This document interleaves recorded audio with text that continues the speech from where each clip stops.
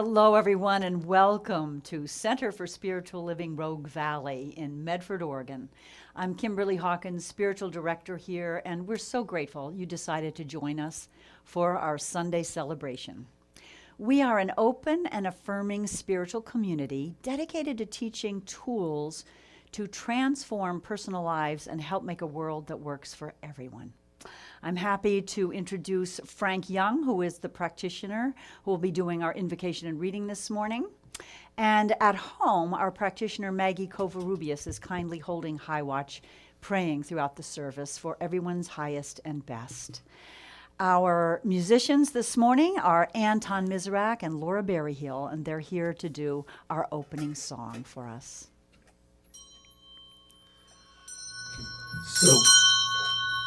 So good morning to you as Laura and I drove north on I-5 through the devastation where my son and I lost a house.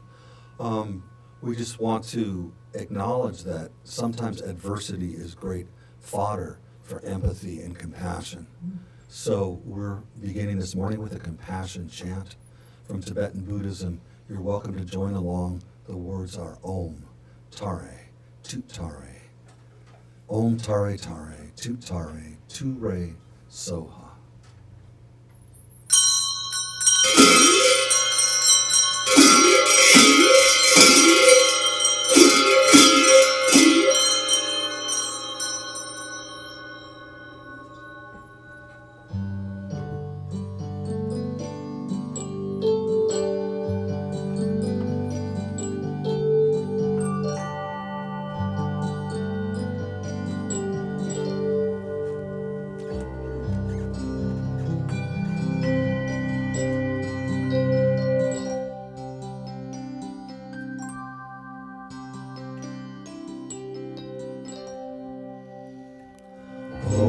Tare tare, tu tare tu re soha. Om tare tare, tu tare tu re soha. Om tare tare, tu tare tu re soha. Om tare tare, tu tare tu re soha. Om tare tare, tu tare tu re soha. Om tare tare, tu tare tu re soha.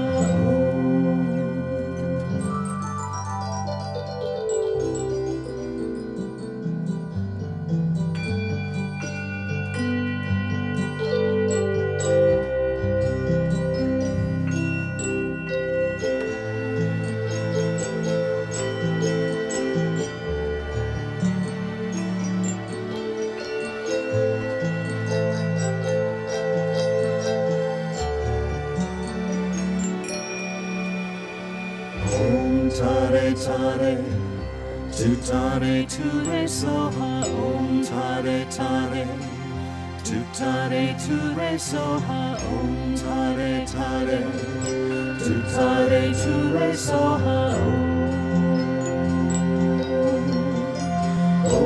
Om tare tare, tu tare tu re soha. Om tare tare, tu tare tu re soha. Om tare tare, tu tare tu re soha.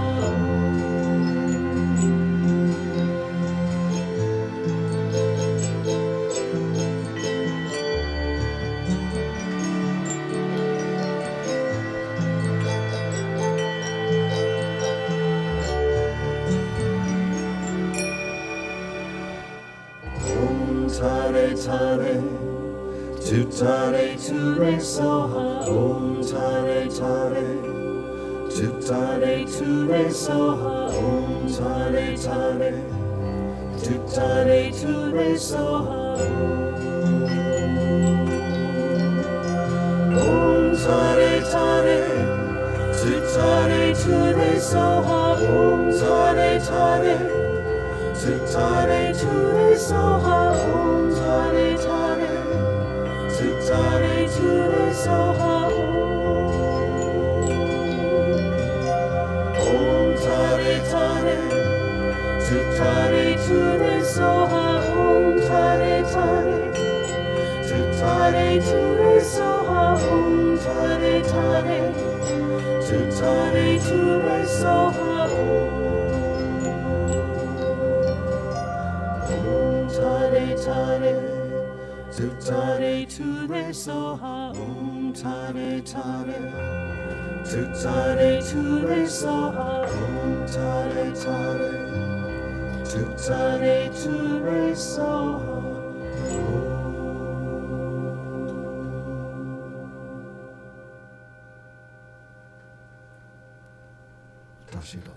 For whenever two or more are gathered in my name, there I am in the midst of them. Matthew 18:12.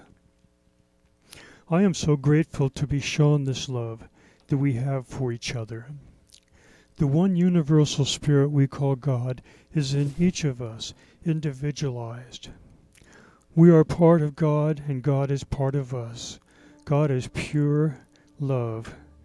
There are only two directions for us in this life, fear and love. We choose love. And now this is a Navajo prayer. In beauty I walk. With beauty before me I walk. With beauty behind me I walk. With beauty above me I walk. With beauty around me I walk. It has become beauty again. Today I will walk out. Today everything negative will leave me. I will be as I was before. I will have a cool breeze over my body. I will have a light body. I will be happy forever. Nothing will hinder me. I walk in beauty before me. I walk in beauty behind me. I walk with beauty below me. I walk with beauty above me. I walk with beauty all around me. My words will be beautiful. In beauty all day may I walk. Through the returning seasons may I walk. On the trail marked with pollen may I walk. With dew about my feet may I walk. With beauty before me may I walk. With beauty behind me may I walk. With beauty below me may I walk. With beauty above me may I walk. With beauty all around me may I walk. In old age, wandering on a trail of beauty, lively may I walk. In old age, wandering on a trail of beauty, living again, may I walk. My words will be beautiful. And so it is. This is a song that we wrote about spiritual journeying through thick and thin, and ultimately bringing peace. It includes an Om Shanti Shanti Shanti chant. And if you're at home and would like to sing along, please do. We can use a little more peace in the world. We're here to share joy, love, peace today, and compassion.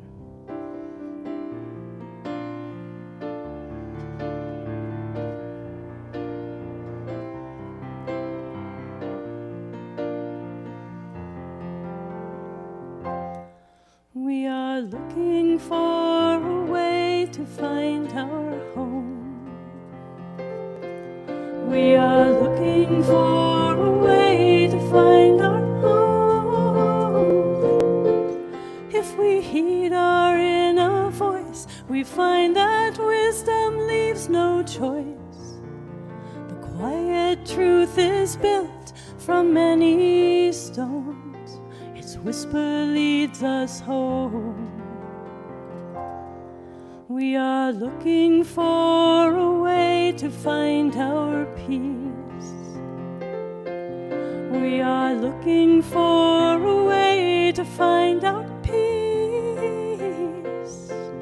In the kindness we embrace, in forgiveness and release, the never-ending journey leads to peace. We will find our peace. And we sing Om Shanti Shanti Shanti Om. Om Shanti, Shanti, Shanti, Om. We sing Om Shanti, Shanti, Shanti, Om. Om Shanti, Shanti, Shanti, Om. We are looking for a way to find our truth. We are looking for a way to find our truth. When the sky is in our souls, we find heaven in our roots. The mountain we must climb becomes our muse as we seek our truth. On the journey to perfection, do we see our inner light as the candle in the window, in the darkness of the night, where every star's a candle in spirit's vast array, and the song within our hearts is there to help us on the way. We sing Om Shanti, Shanti, Shanti, Om. Om Shanti, Shanti, Shanti, Om. We sing Om Shanti, Shanti, Shanti, Om. Om Shanti, Shanti, Shanti, Om.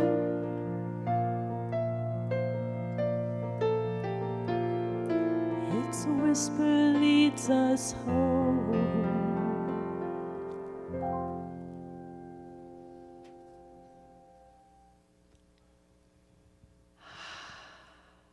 Oh, Laura and Anton, such a beautiful song and such a treat to have 3 of their original songs as part of our service this morning. Thank you so much, both of you. I had chosen as the theme for September conscious aging, moving from ego-centered living to soul-centered living. But in light of what's happening here in the Rogue Valley, Southern Oregon, and all of Oregon and California, and Washington State right now with these wildfires, I am not going to focus so much on aging as I had planned. Quite frankly, with the threat of the fires, some of us have questioned whether we'd have the chance to be aging. It's been quite the ride here. As Anton mentioned, his son lost their home in Talent. But you know, this idea of moving from ego-centered to soul-centered living, I think, is quite pertinent, even in this time that we're dealing with right now. Last week, my talk was entitled Falling Upward. And the idea was there's a lot of loss that goes on as we age, things like our physical capabilities, sometimes our mental clarity, retiring and losing work or friendships that we once had. But the idea as we let go of things, Richard Rohr says in his book, Falling Upward, that we rise in many other ways. For example, in Eastern cultures, when you turn 60, you're considered to be at a threshold in life where you turn away from material things and focus on God, which is such a beautiful concept. And so Richard Rohr talks about 2 halves of life, not necessarily chronological halves, but the first half where we're focused more on building a container, creating work for ourselves, relationships, solidifying our gender identity and our sexuality and all of that. Where the second half of life, we're focused on more spiritual things. And I'm really thinking right now with these fires that we're being shoved a bit into that second half of life, into a spiritual growth spurt, if you will. It's been really, really something this week. And I think there are definitely lessons about moving away from the ego toward the soul and our most deeply held values. So I want to talk a little bit about my experience. In my experience, I've been very fortunate in that my home is intact, but we have a situation here where, recently we've made national news because we have the worst air quality in the world right now here in Oregon. We've been at a hazardous level, and some places the particulate level was 3 times what is already hazardous. 500,000 people in our state alone, 500,000 people are either evacuated or on alert to be evacuated. Many, many have lost homes. Hundreds have lost their homes. The town just south of us here in Phoenix was devastated.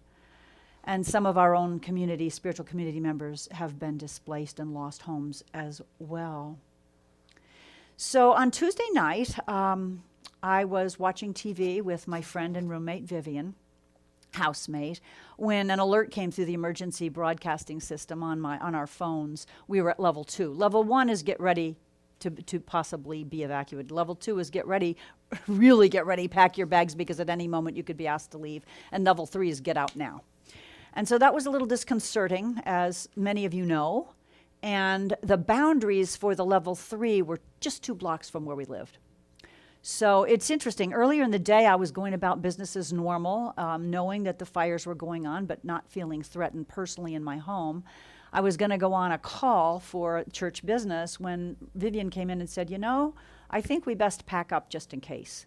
So I was grateful she had the forethought to do that, to pack a go bag.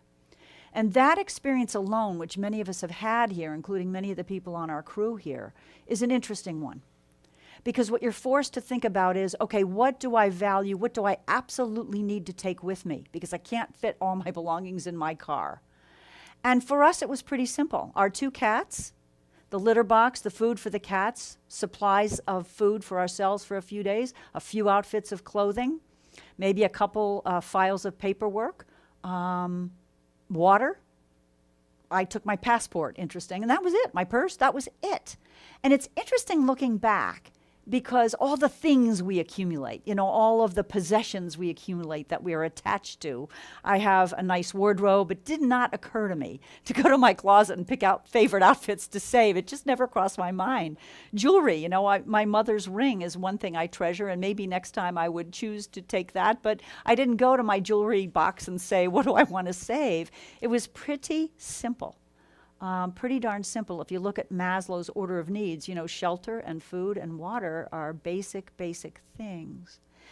So naively, what I told Vivian that I wanted to do was to drive north away from the fires up the I-5 here in Oregon and spend the night at a hotel in Grants Pass, which is about 25 miles away from where we live in Medford. Well, we were the only ones that had that brilliant idea. So we got on the freeway. I'm not sure why they let us on because there was fires right in front of us.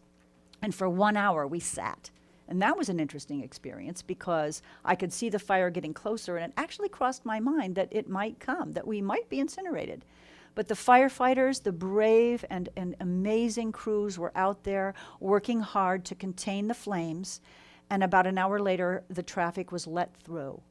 Although we saw fires, active fires and trees crashing on both sides. It was quite the scene. A friend of ours in Grants Pass was making calls to find a hotel reservation. Well, there were no hotels available from Grants Pass almost all the way to Portland, another 250 miles north from Grants Pass.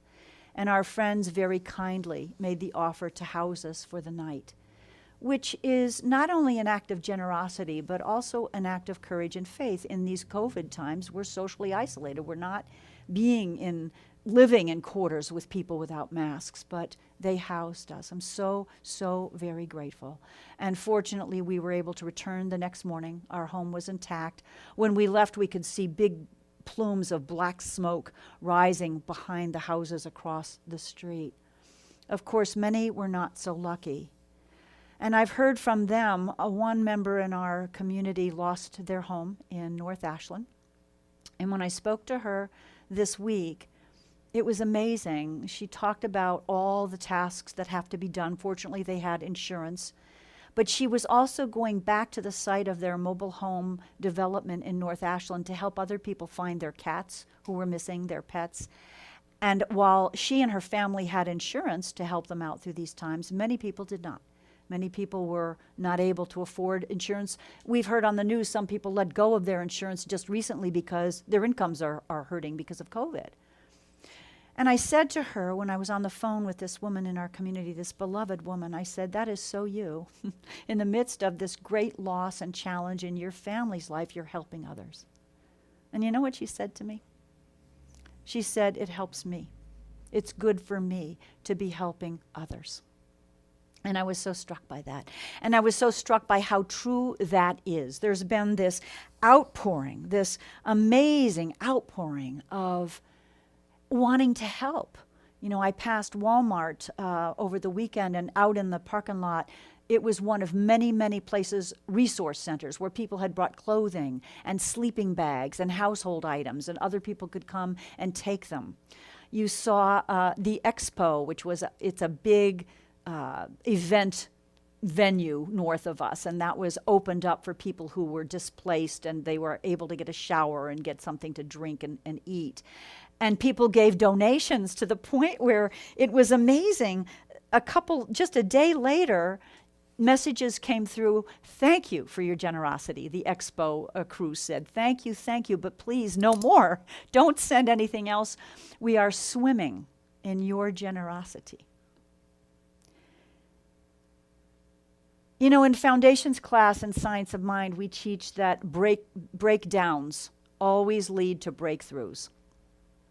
And the bigger the breakdown, the bigger the breakthrough. And I am seeing that so clearly right now, my friends. Talk about breakdowns. I mean, we're in the middle of this COVID pandemic already, which is craziness. We're in the midst of a terrible divide in this country politically, with acrimony and epithets being hurled at one another and blaming. We have a situation where we're all becoming more acutely aware than ever of the racial inequity and the fact that Black lives matter. All lives matter, of course, but we haven't treated people of color as if they matter in our system. And add to this now these wildfires out of control. It is a huge breakdown. And yet my faith tells me that this is an opportunity also for a huge, huge breakthrough. A time for us to look not only personally, as we're forced, some of us, to leave our homes, what do we value, but as a community in our towns, in our states, in this country, in the world. It's a time of looking at what do we value? What would we take with us if we could into the future, if we were forced to let go of things? It's a huge lesson in non-attachment to superfluous things. And as Richard Rohr wrote about, the first half of life is about accumulating things and power and security. But we're called to let go of some of the excess. How many of us have more than we need, and how many of us don't have enough of basic needs? And it's time now for us to create something new, a world that truly does work for everyone. Yeah.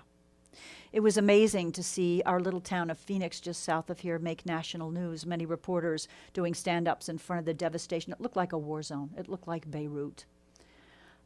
Boy, I'll tell you. And then I saw Gavin Newsom, the governor of California, talking about global warming. And I think that we need to face this. We've had incredibly high temperatures, gusts of winds 60 and 70 miles an hour that have spread the fire, dryness and drought, and we have not taken care of Mother Earth. And we all know, even in our personal lives, that sometimes we get little messages that we need to make a change, little messages, and then they become bigger and bigger until we get the universal 2x4, right? We're getting it now. I think globally we are getting that 2x4 right now. So the good thing is we have a choice. We have a choice of how we're going to respond. And so what I see happening here in terms of this breakthrough and this new focus, I see at least three very positive trends, three very positive lessons that are emerging and becoming clearer as we walk through these very, very trying times here in our state. And before I go there, I also want to mention that I think, again, as a society, we're forced to look at what matters and what doesn't. I heard Governor Brown in her press conference over the weekend say what emergency crews were forced to do was to focus on getting people warned, getting people to safety, and not necessarily on saving property. Interesting, isn't it? That was the value that came first. So the number one thing I see emerging is this incredible heart to help each other. I think we've all seen it. We have seen it in this outpouring of what can I do. When I listed on Facebook that we were hoping for meals for a family that had been displaced from their home while they figure out all the details of the insurance and the relocation and the post office box and all the incredible details, I got messages this morning from 2 other centers for spiritual living asking, what can we do? And so I encourage them to, if they feel like it, make a donation through our PayPal account so that we can help out our people. I know someone else in our community who's now living in her car. Her home is intact, but she can't go back because the places where the fire devastated all around. I mean, we have people whose homes are okay, but the home right across the street, to the left, to the right, all of them burned to the ground. So there's this outpouring. We have this innate desire to help one another. I just love that.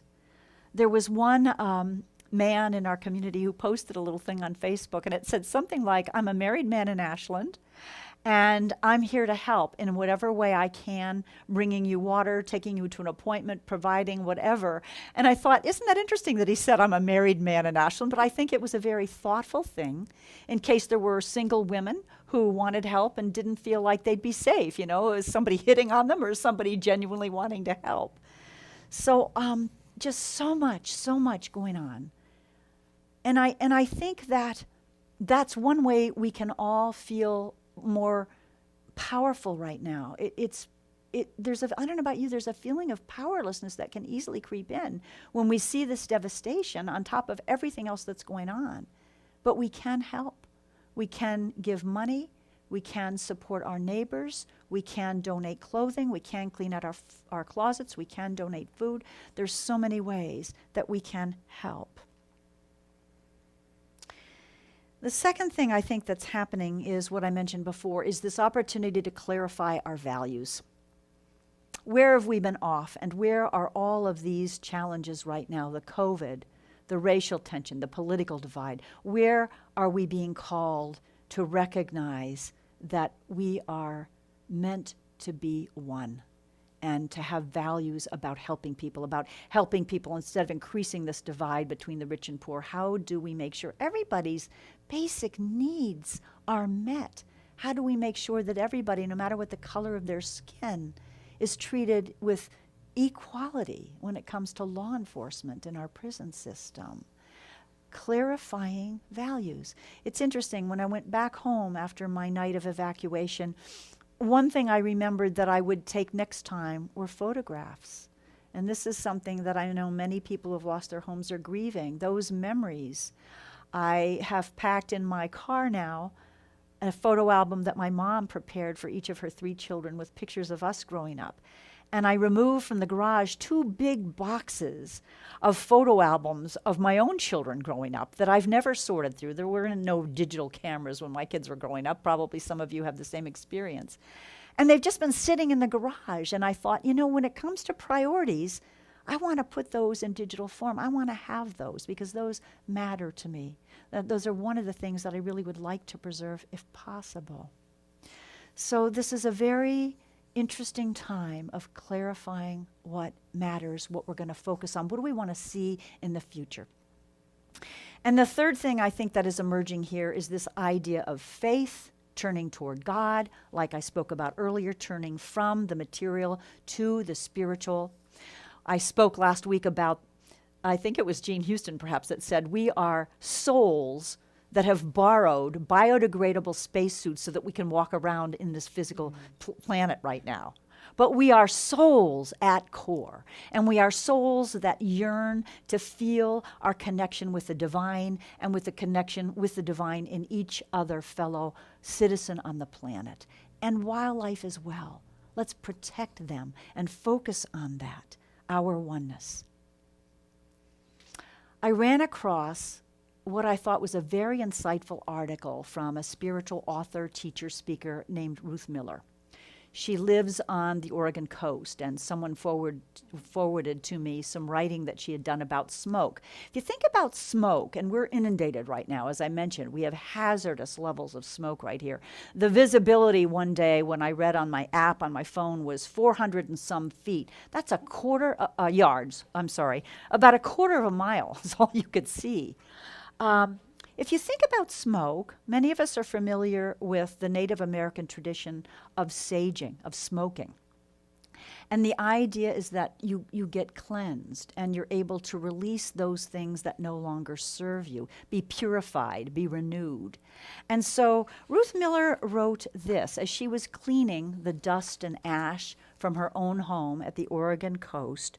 She said, "I felt a flashback to times when I've been cleansed by smoke and thought of the cleansing effect of the fire." Now, as I read this to you, I don't in any way intend to minimize the tragic loss of homes and treasured photographs and even life. I'm not minimizing what that means, but I'm also looking to how this breakdown is also beginning already to emerge, I hope, as a breakthrough. I trust as a breakthrough.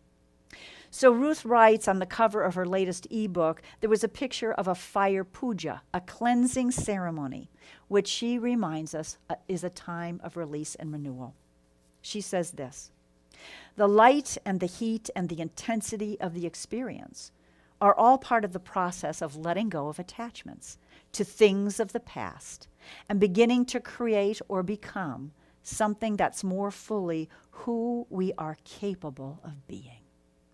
What if all this fire and ash and all the smoke in the air is just that? What if we are being cleansed? What if we are being prepared to become something more than we've allowed ourselves to be thus far? What if? I'm certain, Ruth writes, that this is the time when all of us are being called to live and love and see life at a whole new level of being. Knowing that, I accept the gift of this smoke and receive the cleansing and opening to new possibility that it offers. May the light and love and cleansing spirit of life fill you and your world, lifting all of us to new heights of being in the days, weeks, and months ahead. Lifting all of us. Again, that idea of oneness, of unity. I have seen so many times comments on Facebook, we're in this together. We're in this together. I think we've realized that with the advent of this pandemic, and we're in this together with these wildfires and these natural disasters that are occurring right now. And again, I love Ruth's comment that we can lift all of us to new heights of being. That's that idea of falling upward. As we are falling and experiencing these tremendous challenges on so many levels, we also have the opportunity to be lifted to new heights, to a new vision of how we can be together and how we can treat each other. The Way of Mastery, the beautiful channeled work that is akin to the lessons in the Course in Miracles, says this. It's one of my favorite quotes from The Way of Mastery. "My experiences," and I would change this to the meaning, all my experiences are the stepping stones laid before me of God to guide me home. All of my experiences. So again, these stumbling blocks, be it COVID, be it the racial tension, be it the incredible acrimony between political parties, be it these wildfires and the devastation they're creating in our physical world. These are stumbling blocks, but they are also, if we choose them to be, stepping stones to clarify our values, to make different choices, to take care of Mother Earth and all the beings, two-leggeds and four-leggeds, that walk this earth. In this week's newsletter for our community, I posted a beautiful favorite prayer of mine from the Unity tradition called the Prayer of Protection. And I offer that right now for something for us all to remember. It goes like this: the light of God surrounds us. The love of God enfolds us. The power of God protects us, and the presence of God watches over us wherever we are. God is. This is how we fall upward, when we remember that presence of love, of beauty, as Frank so beautifully read about in his prayer this morning, that is always here, beyond the ashes, beyond the devastation, beyond the conflicts. There is beauty, there is order, there is God. There is divine love. And that prayer can be used for ourselves. The light of God surrounds me. The love of God enfolds me. The power of God protects me, and the presence of God watches over me wherever I am. God is. And it can be used for anyone else that you care about too. The light of God surrounds you. So I'm inviting us this week and in the coming weeks to remember to reach out, both to offer help and to receive help. Again, remembering that beautiful family that lost everything and yet is going back to help others find their pets, to help others apply for FEMA loans, and saying that that helps them. I think as we walk through these very difficult times, one of the things that helps us is to feel our hearts, to feel our connections, and to act on generosity and giving. And by the same token, if we're experiencing difficulty, be willing to ask for help. Because we all know we want to help. And if we don't reach out and we don't ask and we don't receive, we deprive others of the gift of being able to give and be helpful. Let's clarify our values. Imagine, if you will, if you haven't had to lose your home, what would you take with you? Imagine, if you will, a new order, a new world, and what would you want us to take with us into that new order, that new world that works for everyone, and what would you choose to leave behind? I think just as 12-step programs teach, very often we have to hit bottom before we can really make changes that, and turn to our higher power. I think that that's what is happening right now. In many ways, we're hitting bottom and have the opportunity to rise again. Wow. Stumbling blocks or stepping stones. We get to choose. We get to rise together if we choose to. We are all in this together, whether we choose to know it and see it or not. I'd like to close with a quote from our founder of Science of Mind, Ernest Holmes, who spoke about trusting in God and faith and how important that is. So I'm reminding us again, the three things I see emerging that our big hearts want to help. Let's make sure we act on that we are one, that we are in this together. And thirdly, that we are one with the divine presence in us and that we're called to be soul-centered, not ego-centered. So Ernest said this: trust God, believing in no power apart from God. So I want to pause right there. No power in fires, no power in a virus, no power in dissension and discord. We are all meant to come through it and to resolve our discord and to act in peaceful ways and loving ways towards each other. Holmes goes on to say, let us seek the good and the true and believe in them with our whole heart. Even though every person we meet is filled with suffering and limitation appears at all sides, by this practice, the soul will become illumined and will acquaint itself with God and be at peace. We are at peace when we recognize God is all there is. God is expressing in everyone around us when we allow ourselves to feel that oneness and connection. Taking a deep breath. Let's go into prayer.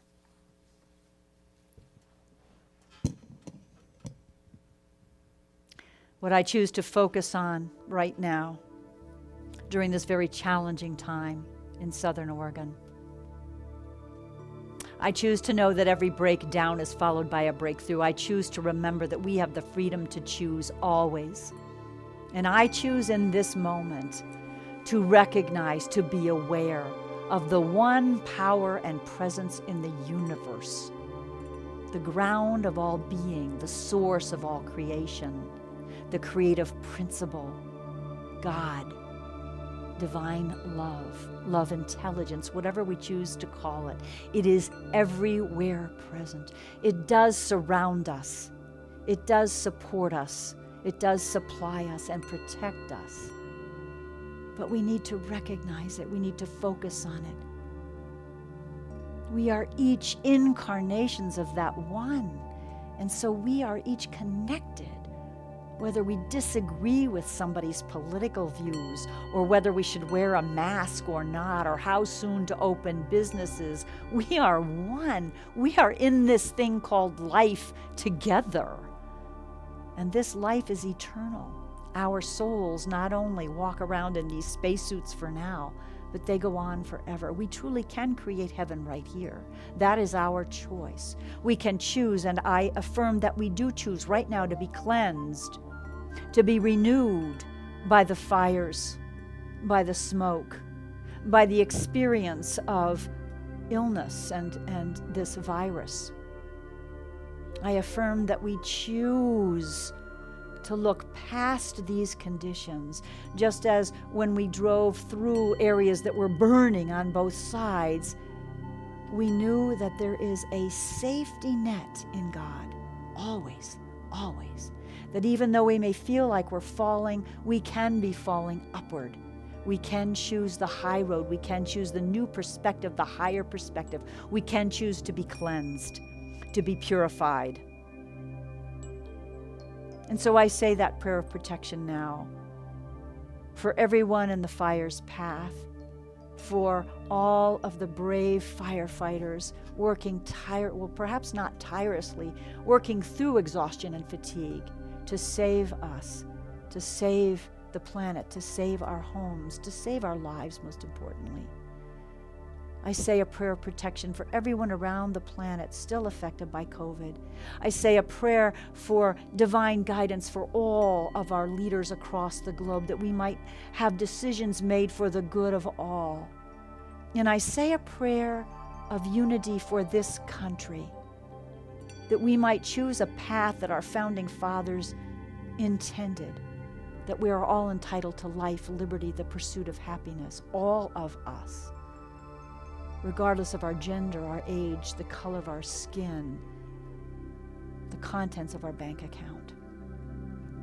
I truly know that despite all the challenges we're going through, that this is an opportunity to create out of these stumbling blocks stepping stones to a future that is rich and peace-filled and connected, so that each of us can feel that connection, live that connection with our divine source and with each other.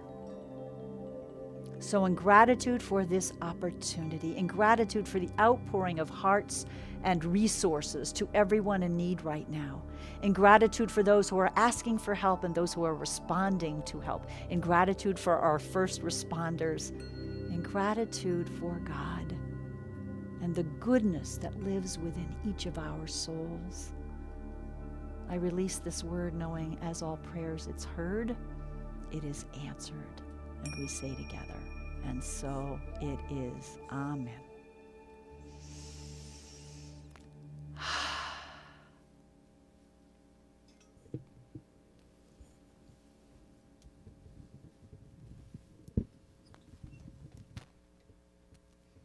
We have another original song now from Laura and Anton.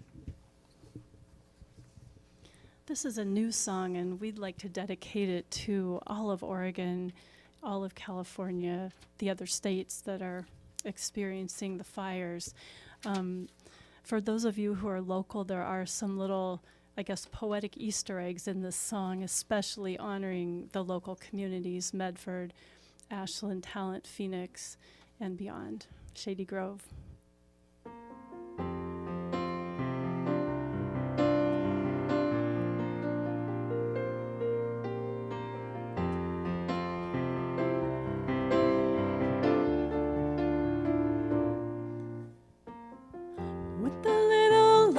We make our spirits light. With a little luck, we see the forest and the trees. With a little joy, the horizon is not so distant. Take my hand and you'll see. Step by step by step, step by step by step,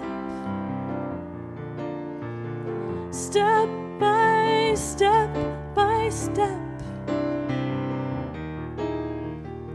step by step by step,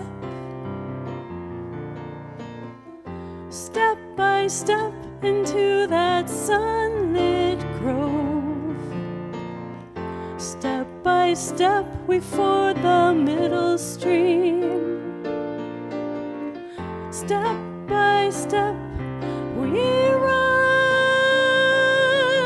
again, our talents into dreams and make them real. With a little love and peace and joy deepening inside us, so we can know we're part of everything.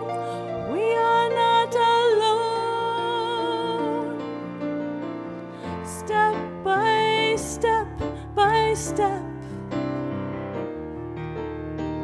step by step by step,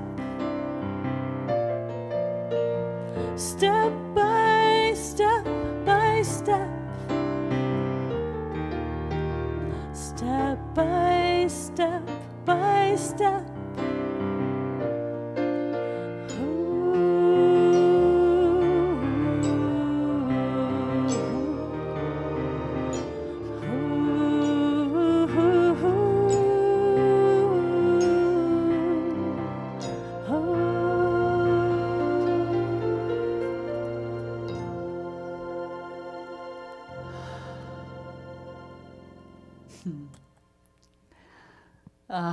Laura wrote that song especially for our message today, and it's so perfect. Thank you so much, Laura Berryhill and Anton Mizrak. We're so blessed to have you with us. Step by step. So the next step I'm going to invite us to do right now is to consider this spiritual practice, which is sacred giving. It's the time in our service where normally we pass the collection basket, and we're not doing that these days. Of course, we're not meeting in person. But it is a beautiful practice to be aware of the good that comes into our lives, to be conscious of it, and to make a conscious decision to share a portion of it to the places we're spiritually fed. So metaphorically, I'm going to invite you to place your gift, whatever that might be, over your heart as we say our affirmation together. Divine love as me blesses and multiplies all that I am, all that I have, and all that I circulate, pressed down, shaken together, and running over. Because that's the way it works, isn't it? When we give, we get back, and it multiplies and it spreads. We are giving to each month a portion, 10% of our gifts go out. And so we're giving always to places that are helping people that are homeless, people that need food, and so on. You can give to our center, Center for Spiritual Living Rogue Valley, CSLRV, so that we might continue our ministry by going to either mailing a check to CSLRV, P.O. Box 1458, Medford, Oregon 97501. You can go to our website, which I invite you to visit, even if you never have anyway, cslroguevalley.org, and hit the donate button, and you can give a gift there. There are apps you can use and that are on your screen right now. And because people have asked me, there are so many ways we can also give to those affected by the fires. I think the first gift we can give them is the gift of prayer, knowing that they are surrounded, protected, lifted. And so many ways that you can donate to fire relief, the Red Cross, and so on. If you would like to support members of our community affected by the fires, one way to do that is to go to our PayPal account. And you will not see this on your screen, but I'll repeat it twice. Our email connected with our CSLRV PayPal account is cslroguevalley@gmail.com. Again, cslroguevalley@gmail.com, our PayPal account if you'd like to give an extra donation to help those in our CSL community. And certainly if there's excess, we will help anyone in our community who needs help. And we so appreciate that. A few announcements of things that are coming up this week in our community. We're starting 3 different classes this week. Tomorrow evening at 6, I begin the Essential Earnest class, which is a wonderful certificated class of our teachings. It's on Zoom, and you can register online still if you like at our website, or email me at revkimberly@cslroguevalley.org. On Wednesday evening, we have our Foundations class with Reverend Michelle Ariano. Both classes from 6 to 8:30 on Zoom. And again, you can email me or you can register online for that. That is a wonderful introduction, deep dive actually, into our teachings and life transforming. And if we get enough signups on Thursday afternoon, Dr. Alan Aykroyd is teaching Seth, Quantum Physics, and the Ultimate Reality. Look at some of channeled writings. And again, a deep dive with not a lot of homework, if that appeals to you right now. We still have morning calls 3 mornings a week from 9 to 9:30 on Zoom, where we do a prayer, a brief meditation, and a time of connection. I will be meeting this afternoon with our practitioners, and we will be talking about possibly offering an evening connection call. I know there's been a demand for that, and also other ways we might support people in this community. You can sign up for our e-newsletter by going to our Facebook page and looking for email sign up. That newsletter comes out every Wednesday, so you can stay in touch and know what's going on. So I think that's it for announcements. Once again, thank you so much for joining us. We hold all of you in prayer and everyone affected by all that's going on, including the fires right now. And we're going to go back to Anton and Laura one last time for our closing song. A wonderful song by Donna Michaels.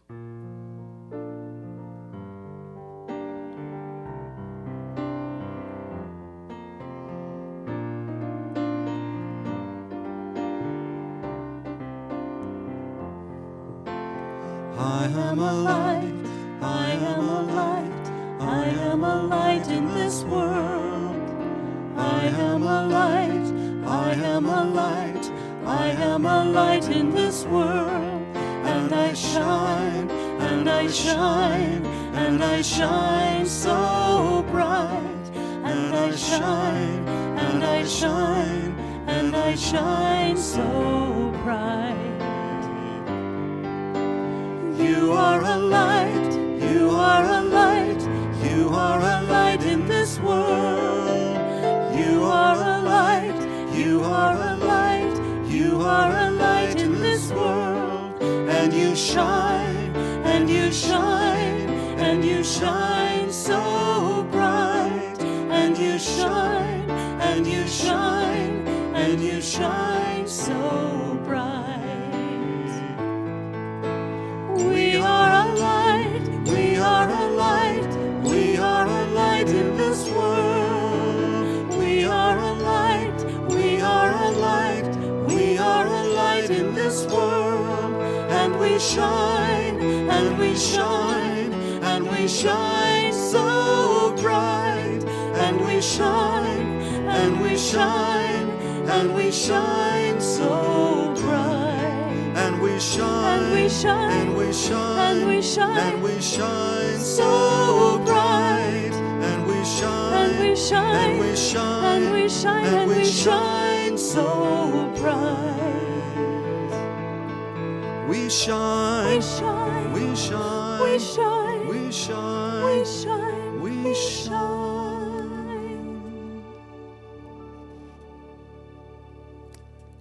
Sometimes we shine brightest when things are darkest. Yes, my friends. So on behalf of Frank Young, Laura Berryhill, and Anton Miserak, Bill Miner, our producer-director, and our camera people, Shannon, Randy, Connie, and Jason, and our sound engineer, Tom. Blessings, blessings, blessings, my friends. Shine on. And as Laura Berryhill wrote in one of her beautiful songs, keep a good heart. Namaste.